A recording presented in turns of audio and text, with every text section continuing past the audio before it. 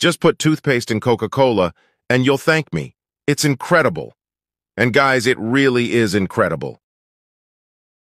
Here I've put some toothpaste in 200 ml of Coca-Cola. I'm going to close it. You're going to shake it up real good.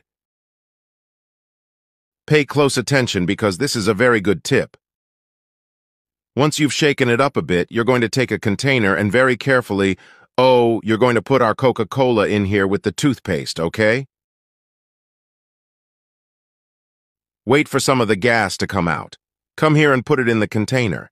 Now you're going to get some detergent, okay? Here I'm using this coconut one, but you can use whatever you have at home. And here we're going to put 3 spoonfuls of detergent. 2 and 3. Mix it up. Let's also add some baking soda. Let's just add a spoonful of bicarbonate. Throw in some bicarbonate, mix it up, and to finish we'll add a glass of water. Normal room temperature water. You've added the water, now just mix everything together very well. And well, folks, our mixture is ready. Now what are we going to do? We're going to pour the whole mixture into a spray bottle, okay? This will help a lot with the application. So take the funnel and pour all the mixture into the spray bottle. Now what? Just close it and our tip will be ready. And here, guys, what have we just made? This wonderful homemade aluminum cleaner, that's right. With this product, you can clean and shine all the aluminum pieces in your home, but especially your pans.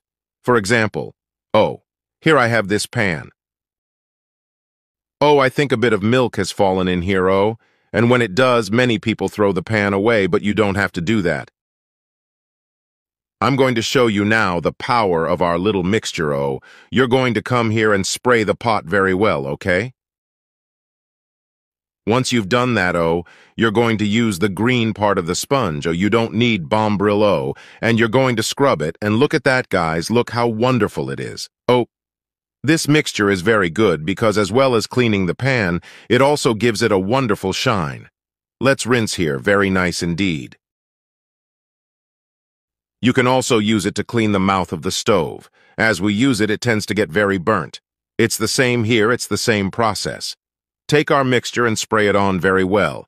Then just scrub with the sponge, and look how pretty it is. Very nice indeed, Anyone who's ever tried to get it off knows how difficult it is. But this little mixture really is very powerful. And look at the difference. Really nice, guys.